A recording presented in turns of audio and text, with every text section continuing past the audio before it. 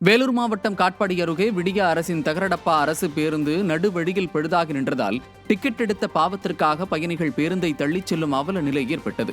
காட்பாடியிலிருந்து ஆற்காடு வரை செல்லும் அரசு பேருந்து பிரேக் பிடிக்காமல் சித்தூர் பேருந்து நிலையம் அருகே நின்றது. பிரேக் பிடிக்காமல் அரசு பேருந்து கட்டுப்பாட்டை இழந்து நகரத் தொடங்கியதால் சுதாரித்துக் கொண்ட ஓட்டுநர் கல் ஒன்றை எடுத்து சக்கரத்திற்கு அடியில் வைத்து பேருந்தை நிறுத்தியிருக்கிறார்.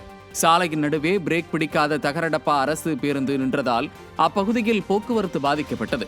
இதையடுத்து பயணிகளும் போக்குவரத்து காவலர்களும் கொளுத்தும் வெயிலில் மிகுந்த சிரமத்துடன் அரசு பேருந்தை தள்ளிச் சென்று சாலையோரம் நிறுத்தினர். விடியா அரசின் போக்குவரத்து துறை பழைய இரும்பு கடையில் போடும் தரத்தில் உள்ள அரசு பேருந்துகளுக்கு பெயிண்ட் அடித்து இயக்குவதால் பயணங்கள் பாதியிலேயே பாதிக்கப்படுவது தொடர்கதையாகியுள்ளதாக பயணிகள் குற்றம் சாட்டியுள்ளனர்.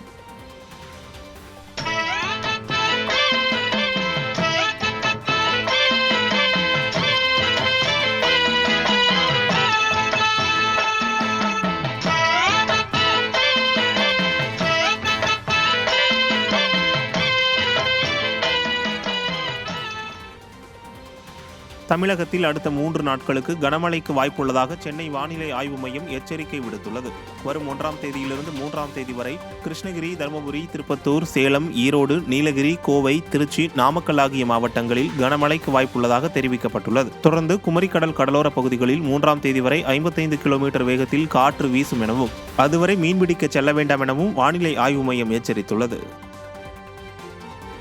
தேனி மாவட்டம் மஞ்சளார் அணையின் நீர்மட்டம் 51 அடியை எட்டியதால் ஆற்றங்கரையோர பகுதி மக்களுக்கு முதல்கட்ட வெள்ள அபாய எச்சரிக்கை விடுக்கப்பட்டுள்ளது. பெரியகுளம் அருகே உள்ள மஞ்சளார் அணையின் நீர்பிடிப்பு பகுதிகளான மேற்கு தொடர்ச்சி மலைப்பகுதி மற்றும் பெருமாள் மலை, பாலமலை, பண்ணைக்காடு உள்ளிட்ட பகுதிகளில் கடந்த சில தினங்களாக பெய்த மழையால் அணையின் நீர்மட்டம் படிப்படியாக உயர்ந்தது.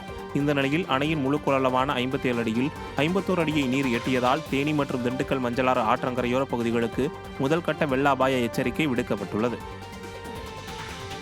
செல்போன் பேசிக்கொண்டு காரை ஓட்டிய வழக்கில் கைது செய்யப்பட்ட யூடியூபர் டிடிஎஃப் வாசனுக்கு மதுரை மாவட்ட நீதிமன்றம் ஜாமீன் வழங்கியுள்ளது. பல்வேறு சர்ச்சைகளில் சிக்கி வரும் யூடியூபர் டிடிஎஃப் வாசன் கடந்த சில நாட்களுக்கு முன்பு செல்போன் பேசிக்கொண்டு காரை ஓட்டியுள்ளார். இது தொடர்பான வீடியோ வைரலான நிலையில் போக்குவரத்து விதிகளை மீறியது உள்ளிட்ட 7 பிரிவுகளின் கீழ் டிடிஎஃப் வாசன் மீது வழக்கு பதிவு செய்யப்பட்டு அவரை மதுரை அண்ணாநகர் போலீசார் கைது செய்தனர். இதைத் தொடர்ந்து மதுரை மாவட்ட நீதிமன்றத்திற்கு அழைத்து வரப்பட்ட டிடிஎஃப் வாசன் தன் மீது வழக்கு பதிவு செய்த காவல்துறைக்கு எதிராக முழக்கங்களை எழுப்பினார். இருதரப்பு வாதங்களையும் கேட்ட மதுரை மாவட்ட நீதிமன்றம் டிடிஎஃப் வாசனுக்கு ஜாமீன் வழங்கி உத்தரவிட்டது. மேலும் பொதுமக்களுக்கு குந்தகம் விளைவிக்கும் வகையில் செயல்பட மாட்டேன் என வீடியோ வெளியிடவும் உறுதிமொழி கடிதம் வழங்குமாறும் யூடியூபர் டிடிஎஃப் வாசனுக்கு மாவட்ட நீதிமன்றம் உத்தரவிட்டுள்ளது. நாடாளுமன்ற தேர்தலுக்கான வாக்கு எண்ணிக்கை முன்னேற்பாடுகள் குறித்து இந்திய தலைமை கூடுதல் தேர்தல் ஆணையர் சங்கர்லால் குமாவாத் தலைமையில் தேர்தல் அதிகாரிகள் ஆலோசனை கூட்டம் காணொலி வாயிலாக நடைபெற்றது. ஜூன் 4ஆம் தேதி வாக்கு எண்ணிக்கை நாடு முழுவதும் நடைபெற உள்ள நிலையில் வாக்கு எண்ணிக்கை ஏற்பாடுகள் குறித்தும் பாதுகாப்பு உள்ளிட்ட அம்சங்கள் குறித்தும் ஆலோசனை கூட்டம் நடைபெற்றது. சென்னை தலைமைச் செயலகத்தில் இருந்தபடி தமிழக தலைமை தேர்தல் அதிகாரி சத்யபிரதா சாஹூ மற்றும் உயர் அதிகாரிகள் காணொலி வாயிலாக இந்த கூட்டத்தில் கலந்து கொண்டனர்.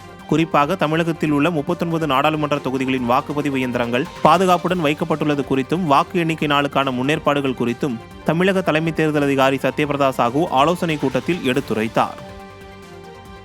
சென்னை மெட்ரோ பணியால் கீழ்ப்பாக்கம் அரசு மருத்துவமனை அருகே உள்ள சாலையின் நடுவே பெரிய பள்ளம் தோண்டப்பட்டுள்ளதால் வாகன ஓட்டிகள் அவதி அடைந்துள்ளனர்.